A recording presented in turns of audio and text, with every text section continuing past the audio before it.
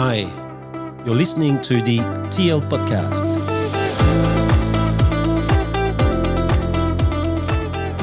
My name is Thomas Hoang, and I am interviewing someone who seems ordinary, but who is achieving extraordinary things.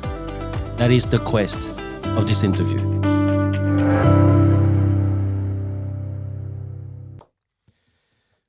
Mr. TL, Thomas Lee Hoang, how are we today? Excellent, man. How you doing? I'm fantastic, mate. This new headset, this microphone, Yeah. geez, I feel like should be directing aircraft or something. It's good for you because, you know, I move around so much, Mr. right? Passionate Italian, yeah. I can't sit still. No.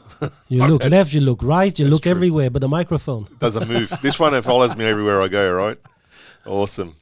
Mate, this subject we're on, prospecting. Yes. Mate, the basis of a good real estate career, I'd say. A basis of sales. Of sales. Sales. Basis of sales. Sales. A basis of business development. If There you're you going go. to create a business or open a new business, that's the whole basis. And we'll talk about that a little bit more. But tell me, I mean, I've only been in the real estate industry for 15 years this year. You've been in there for about 4,000 years. So, No, sure. I'm as old as Yoda. Yep. you were playing. You were doing real estate when Jesus was playing fullback for Jerusalem. We were door knocking with tablets. Stone tablets. You had the first tablet. Stone tablets.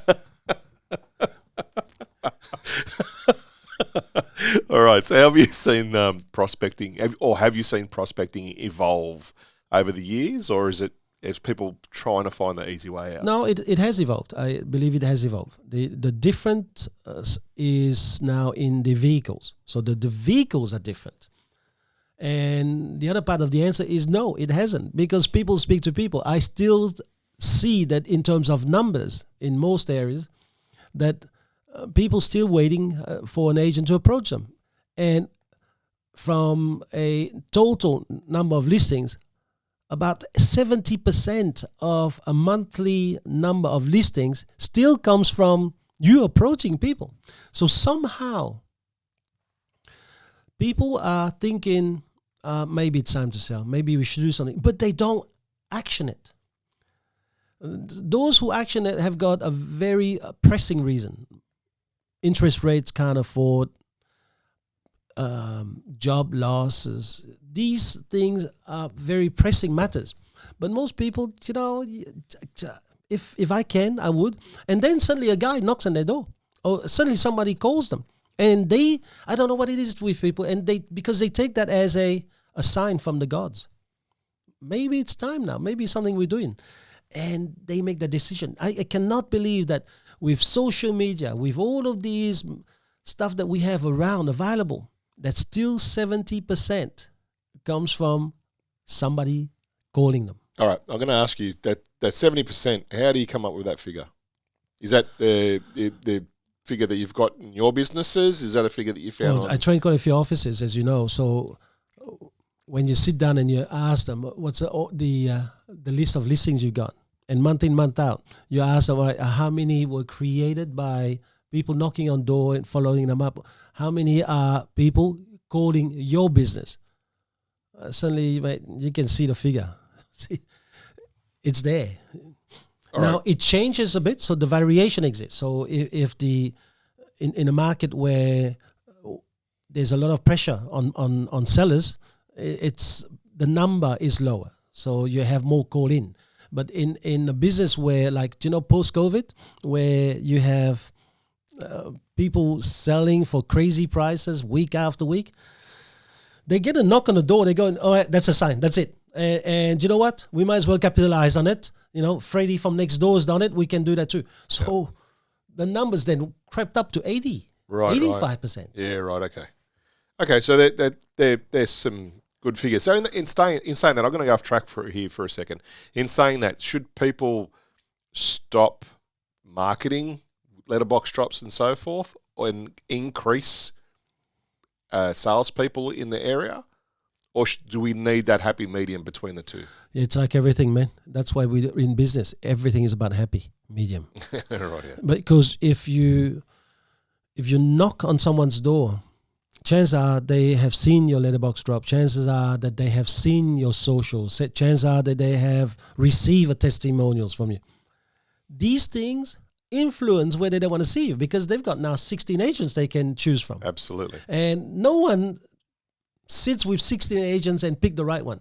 It's a funny thing, because if your daughter had to have a heart surgery, you'll see the 16 surgeons that you need and pick the best one.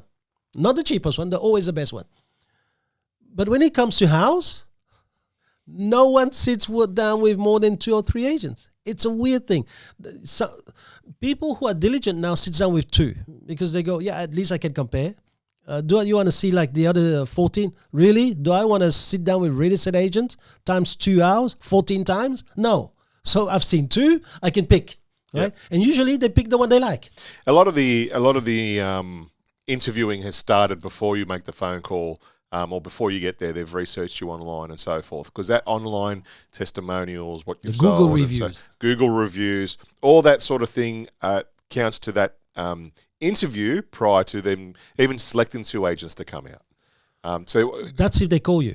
I mean, if you are one of the ones that are invited, or if you have been on the consideration list and don't get the invite out, I think that's where the interview starts. But let's get back to the prospecting. So the basis of prospecting is basically still the same, just the vehicles are different. Yes, it's about before. It's whatever you need to be doing, but build the trust. Okay. Humans as a race, we always look to find the easy way to do things. It's like water. Well, water finds the easiest track downhill, right? Have we lost sight of the simplest way to connect?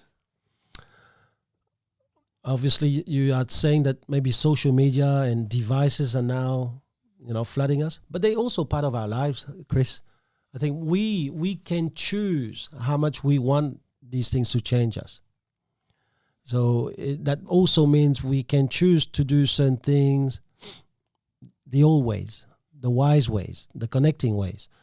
So yes, we have to evolve, but there's nothing bad with that. I mean, imagine our grandparents when they were using telegrams. When they got the telephone, mate, some of them really adapted, and it was better for it. Yeah, it was better for them.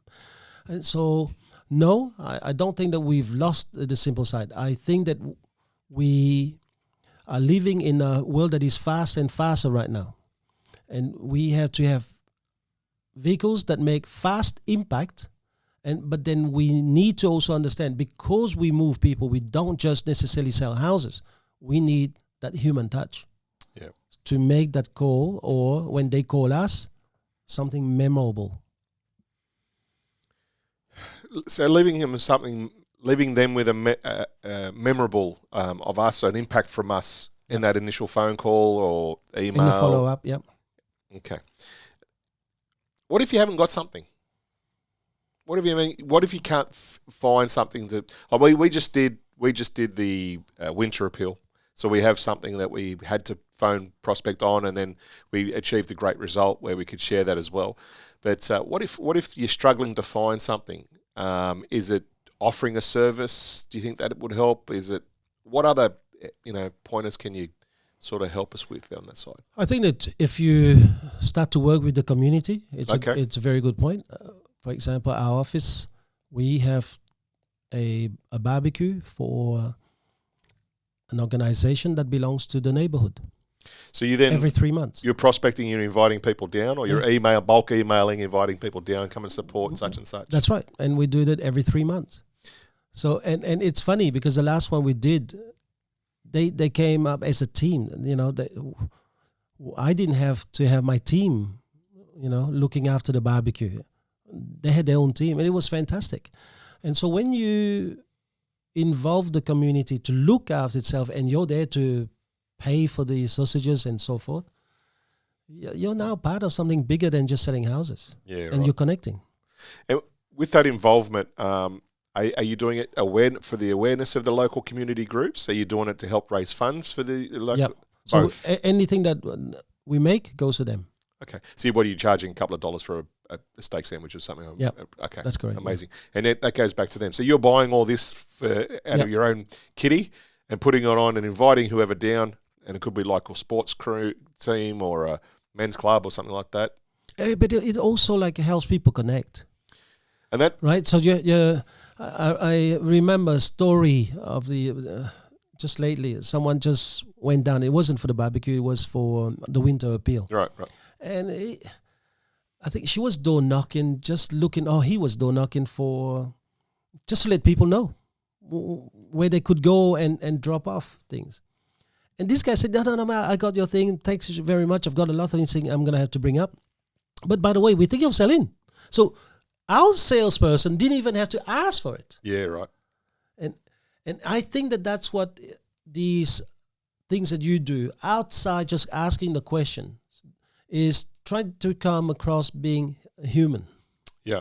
That you're not just here for business. We're here to try and make sure the entire neighborhood is looking after the entire neighborhood. So you're building trust with the community first. Yeah. And in return, through the act of reciprocity, they see you giving and not asking. They're going, well, we feel compelled to give because, number one, we trust the people who are looking after the people who look after us, right? So that's a very good tip there. It's an easy thing to do. It's an easy thing to say, but to start that process, I suppose it's an easy thing to do. I mean, I'm just putting up walls to work out the logistics of it because you're taking people out of the office, right? You're taking your staff out of the office to create the community involvement and so forth. How do you reconcile that? Or you just look at it as it's an investment? No, I think if you are in business with a community, you must work with the community. And a lot of people know real estate agents are just vultures. They want to knock on your door and see whether they can move you on.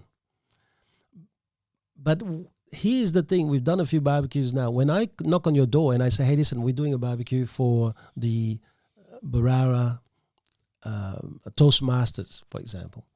So which is an organization in Barara itself.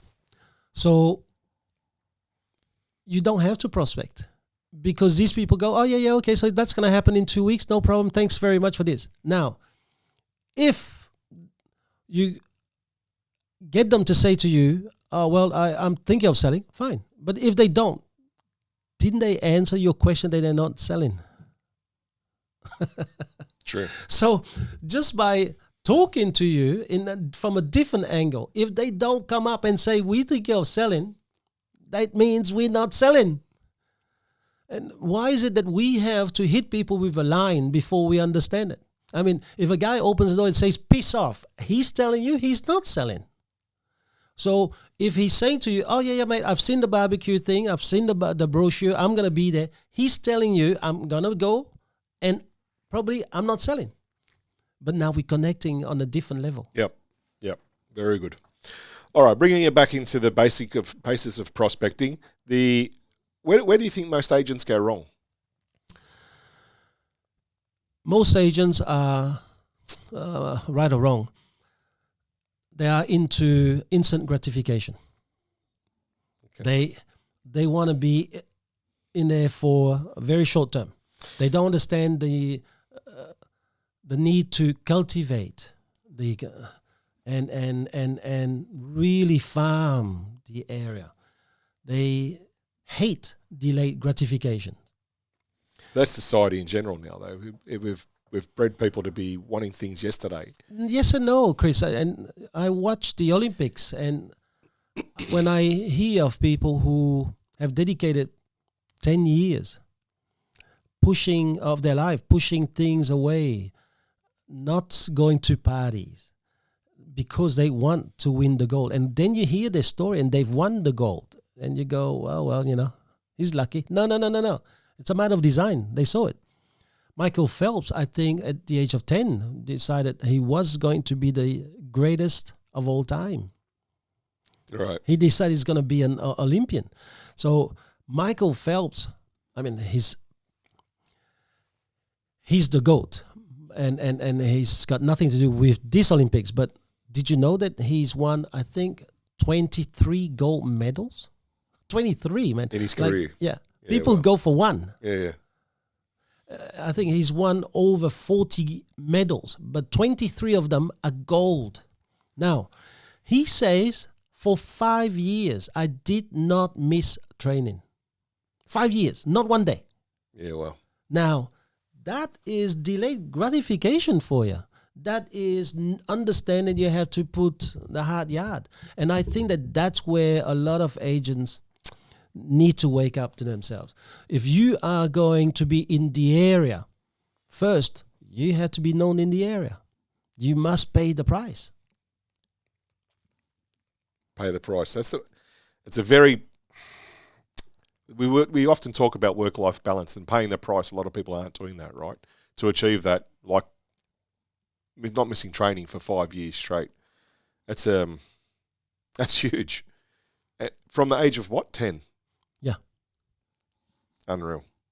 I mean, when you listen to this stuff, and this is when you go, hold on. These people are there, Chris. So there are people like that. So nothing stops us from emulating them. However, we may not have the same drive, the same desire, the same, how do I say it, determination. Yeah. And the good thing is that these things can be cultivated. That's a good thing. So if you are in real estate and you can't see the value of prospecting, you can still cultivate it. That's the good news. You don't, if I always say this to people, if you're happy with what you got, don't change. Yep. But if you're not happy with what you got, then maybe the way that you do prospecting is wrong. Doing the same thing, expecting different results is first sign, right? So if you want different results, then maybe find a way and change the way you prospect. Yeah. Okay. A lot of the time, and we've discussed training in previous episodes, a lot of the time people focus on their scripts rather than the delivery, right? And we both know delivery is paramount. When you're on the phone, you lose a lot of your communication skills, like facial features and body language and so forth. So if someone is struggling with making those actual good connections on the phone, what tips can you give them? Is it just go back to training? Is it? No. Maybe you don't have to go back to training, because bad training is worse than no training. Right. Okay, so maybe you're training bad. So that's one. I think that, first of all, the person who's really relying on script and not delivery, they need to realize they're doing bad training. Because people don't buy you on script, they're buying you on your ability to smile and connect. Right. So smiling and connecting comes from delivery. And that's why people need to really focus on those two aspects for training. One of the things that I notice a lot with brand new recruits is that they are too keen to come across professional. And the way that they see themselves as professional is that they know everything about the real estate business. And sorry, man, but even after 30 years, I don't know everything about the profession. Yeah. So good luck to them. And I remember I was doing an interview of a Top Gun, and he said, when I have a brand new guy and he comes in and he's around me for a year, I tell him, I've been in this business 23 years. So you're now the first model of my career. When you're model 27 of your career, then you probably can expect the same thing as me. Yeah. And that's the thing that new people need to expect and not demand. You're brand new. Nobody knows of you. So the first thing you need to do is get everyone to know you. And what does it mean? I don't care if you got the money to, do some writing in the sky every day. Do that. Then you don't have to go around doors. But if you don't have the money, well, find a way that's going to work for you, that's not going to cost too much or send you broke in order to create business. Unfortunately, for a lot of real estate agents, they start a career with no money. So door knocking is the cheapest way. Right. Oh, sorry. So you have to prospect. Why don't people do it? I think it's fear, Chris. I see it all the time. Fear of rejection and fear of failure. And these are things that I've discussed with NGE. A lot of chit-chat that we have in our own head in regards to whether we're good enough, whether we can handle rejection, what is it that people don't like about us. All of those things are our issues. So the good thing too is that you can fix these issues. You can deal with them. And you can either deal with the issue itself, and a lot of people don't, or you can set yourself like big goals, and goals that really are meaningful to you. Now, the problem is with big goals is that if you keep on doing that, then you are driven by external factors. Yep. And at some stage, that's also going to lose motivation. So there's no internal growth for you on those, right? So, okay. New agent comes into the area. Not a new office. New agent comes into his own area. What's the few tips that you would give him straight away? I believe in setting about a certain number of properties in the area. Let's say between 700 to 1,000. And you have to make sure that you get to meet those 1,000 people each month. No more. I've seen people who go in and they use the shotgun method, and they go, oh, well, I'll door knock wherever, and I've done these people like last month. I've done these people 2 months ago. And it doesn't matter. Many years ago, I asked a team whether they have door knocked that street behind the office. And one of the guys said, yeah, I did. I did that, 2 months ago, whatever. So I took him to that door. And I knocked on the door and I said, do you ever met this person? And they said, no, we don't know. Okay, thanks very much. And we left. I said, so first of all, that was probably poor of you to say that you have done it when they've never met. But let's say that they were not home. Then really, chances are, if I do another one and it's like this, now I wonder how many of these 1,000 people never met you. Right. And so a lot of people, they say, yeah, I've got a patch 1,000. But really, they probably have met 200. Therefore, that's not 1,000. What you need to do is you have to have that 1,000 and make it a routine, a habit to get in touch with them. So they've got 1,000 doors and they're letterbox dropping 200 a day. So 5 days they've letterbox dropped everyone in that neighbourhood. Let's say they're door knocking 50 a day. That's 20 days they've door knocked 1,000 people. If they've managed to speak to everyone, then next month they're straight into door knocking again. That's same number. Straight back to the beginning. Same number. You have to look, 1,000 doors. If people are selling on average 1 in 7 years, 1,000 doors is roughly 150 sales. It's roughly 12 people a month who are thinking of selling in that 1,000 doors. Okay. So why would you want to be the number one name that they have on their lips when they're thinking about it? And if you have 12 listings, 12 sales, I'm sure in your area, you're going to earn a pretty decent income. You'll be making good money. Now, from here, you may get a call outside your area. Now, I haven't said that you shouldn't go outside your area, but you're cultivating this 1,000. Right. Okay. Yeah. So when we first started this conversation, you did bring up about business development managers and new businesses as well.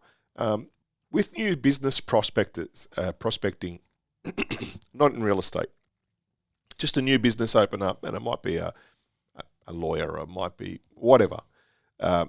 What sort of prospecting should they be doing? Where should they be reaching out to? Well, they have to have a look at what is it that they really want. So if, let's imagine the lawyer wants estates. Let's say conveyancing. Okay. Well, I don't know. Go, first of all, introduce yourself to every real estate agencies in your neighborhood.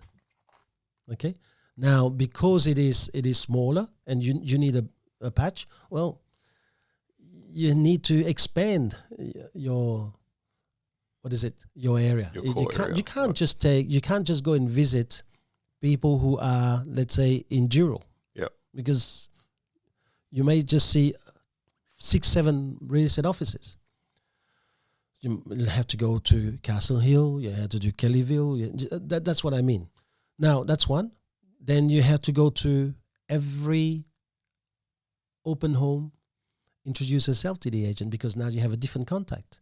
go to every auction, because now you have different contact. And what happens is, when people, what is it? There's a line that says, the more people see you, the more they are accustomed to you. Yes. The more you're part of the furniture.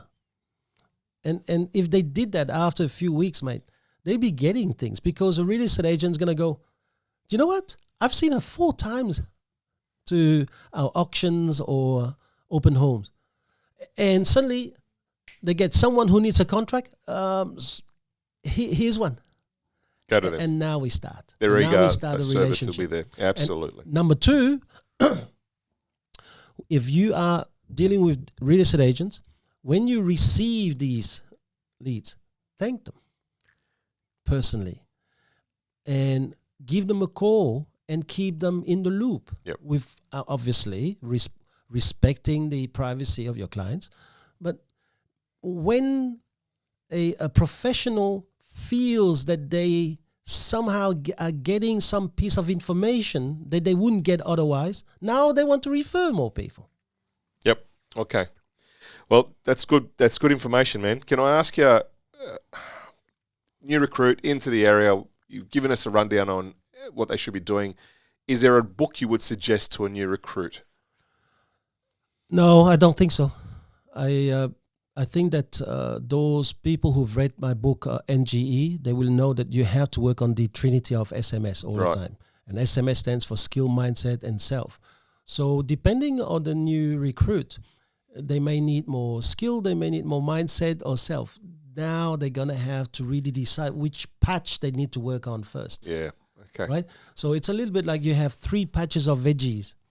You don't go, all right, let's start with the beginning. No, you start with where the plant need water first. And then you attend to the rest accordingly. And that's what they need to be doing. I think that the reading of books is some things that sometimes I apply as magic. Sometimes I look at books and I wait for a book to pick me. Yeah, okay. So I've done it a few times, and every single time it's just crazy book. Yes, you have to use a bit of gut feel. You have to let things happen. But if someone said to me, well, I think you need to start with, let's say, Head First by Norman Vincent Peale, I don't think I'd be in real estate. So, but someone started me with Think and Grow Rich. And I came from a mindset of study. And that was different to Think and Grow Rich. And it was the opening to think. So that's what I believe. Everyone's got something. What you need to have is a mentor. Because I think mentors are more important than books. Because mentors know what you need. And mentors can tell you and save you so much time because they direct you exactly where they see the patch. And it's a funny thing, Chris. I'm not saying, I'm not insulting mentors here now, but every one of us have got I said it many times already, a degree for shit finding. Yep. We are masters in shit finding. Yep. So, you're watching a chess game from outside, and you see the mistakes they make. And you go, man, what a mistake.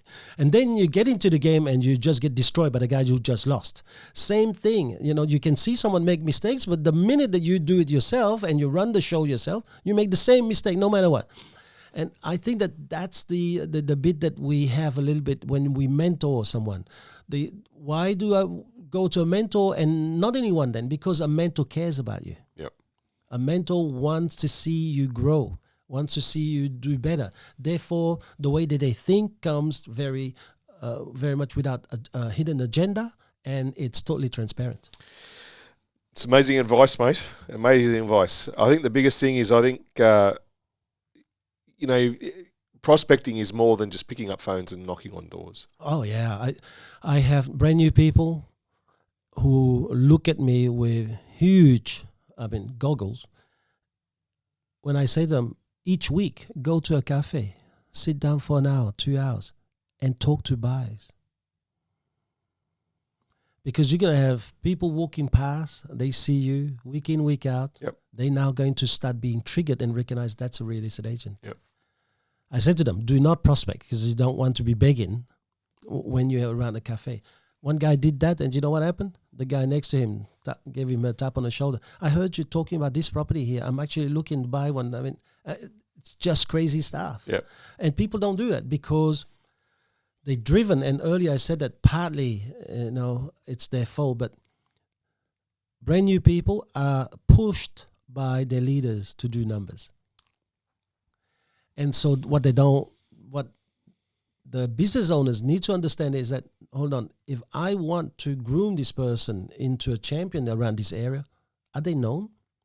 So the 1 hour, 2 hours where they're sitting and speaking to buyers over the phone, having a coffee and their computer is open, that's working. Yeah. That's prospecting. Yep. And being noticed. Amazing information, mate. Well, thanks very much. Thank you. Great session.